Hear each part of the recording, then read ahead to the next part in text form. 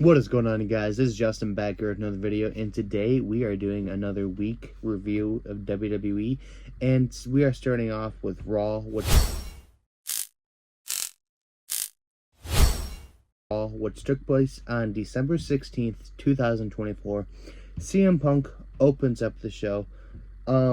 He starts talking, does his little welcome to Monday Night Raw. He teases Punk versus Rollins. Continuing that, Seth comes out in the crowd.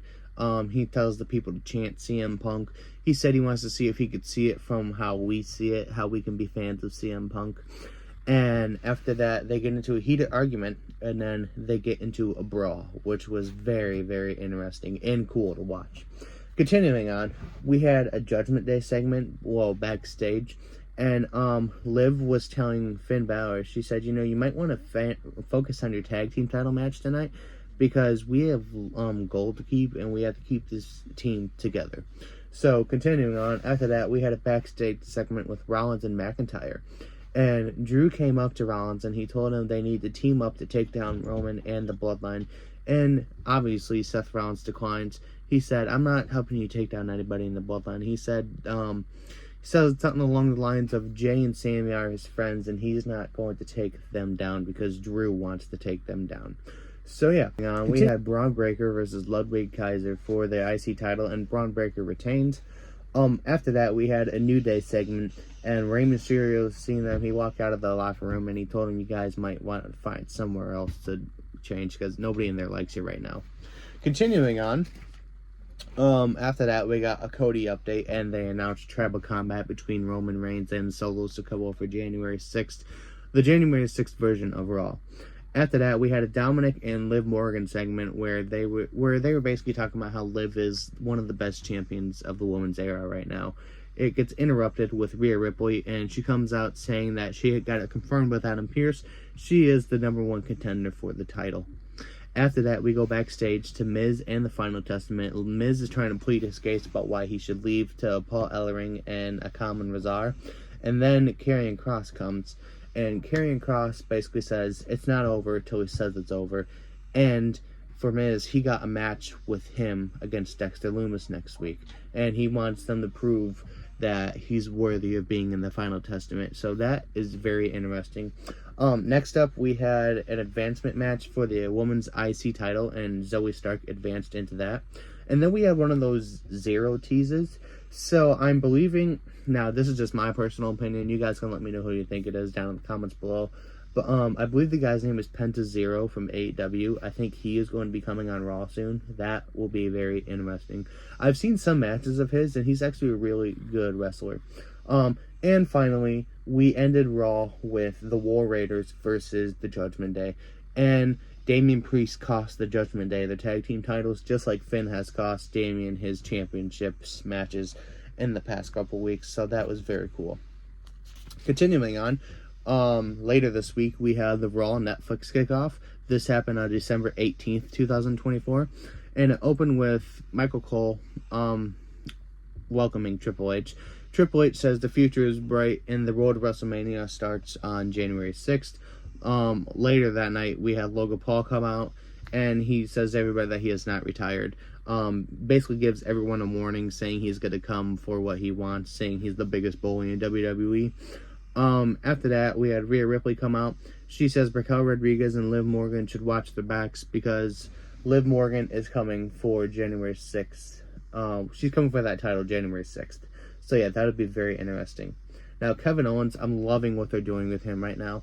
He comes out and he says he is here, he's the true champion, and he is going to defend his title on December 26th when the live shows start. So, I would actually like to see them make him defend on a pay-per-view, because I'm really liking what they're doing with Kevin Owens right now. After that, Solo comes out, Paul Heyman interrupts. He calls Solo a wannabe tribal chief, and he says, we will find out who is the real tribal chief on January 6th, and they confirm tribal combat just like they did on Raw. After that, Gunther comes out and he calls out Logan Paul, and he says if he wants to come for me, he can come for me, but he can also get this ass beaten as well. We ended off with CM Punk. He comes out, Cole asks him what the favor was that Paul Heyman owes him, And he basically said Paul Heyman needed to give him his Netflix password because he needs to finish Heel Season 2. Continuing on, Seth Rollins comes out and he calls CM Punk a bootlicking bitch, and there was a brawl that broke out after that, and it was very, very good. I really like the kickoff stuff they've been doing. I feel like their kickoff stuff has been good ever since they did Rock slapping Cody. And finally, to end the week, we have SmackDown, which was 12/20/24, December 20th, 2024. Solo opened. He was talking about January 6th, how he's going to beat Roman. Drew McIntyre interrupts. He calls out Solo for a clash at the castle, saying he's not happy about that. But he said he's happy that Solo turned on Roman, and he tells Solo to take care of Roman, and then Drew and Solo can handle their business. After that, Jimmy Uso attacks Drew McIntyre. We move on. After Jimmy attacks Drew McIntyre, LA Knight, Apollo Crews, and Andrade come out and attack Solo and his bloodline, and they have their match, and Solo and his bloodline win. They beat LA Knight, Apollo, and Andrade. After that, we have a Motor City's Machine Gun backstage segment. They're basically talking about how hurt they are that Johnny Gargano and Tommaso Ciampa betrayed them. After that, Kevin Owens has a segment, says he's not responsible for what happened to Cody. He says they think that he snapped, which he has not snapped yet. So, like I said, loving what they're doing with Kevin Owens. Very, very good stuff. Grayson Waller had the Grayson Waller effect. His guest was Braun Strowman. Carmelo Hayes interrupted, said he wanted another shot at Braun Strowman. I believe he called him an ugly Santa Claus ass bitch. So, you could see the hate they have for each other. After that, Carmelo Hayes and Braun Strowman do have a match, but Carmelo Hayes causes Braun Strowman to get counted out. We go backstage to Nia Jax, Tiffany Stratton, and Candice LeRae. And Tiffany Stratton basically said she wanted to be out ringside with them for their match against Naomi and Bianca. And Candice LeRae told her no. She said, we were thinking about it. You should not be out there with us. So you can just stay back here. After that, we go backstage. And we have Braun Strowman. He's looking for Carmelo Hayes. And he runs into the LWO. He asks the LWO where he went. They point him in the wrong direction. And then Carmelo comes and attacks him from behind. After that, we have Gargano versus Shelley. And I believe it was Gargano that took the win. But yeah, very, very good match. And finally, we had Naomi and Bianca versus Nia Jax and Candice LeRae for the Tag Team Gold. And Naomi and Bianca are the new WWE Tag Team Champions. So yeah, very, very interesting week in WWE. Cannot wait to see what they have for us this week. Very excited for Monday to see Dexter Lumis's technically first singles match back. So yeah, very, very excited for that. But let me know what you guys thought about it down in the comments below. As always, you guys, stay groovy, stay safe, and keep your people safe. Remember, God is good all the time. It has been Justin, and I'm out. Peace.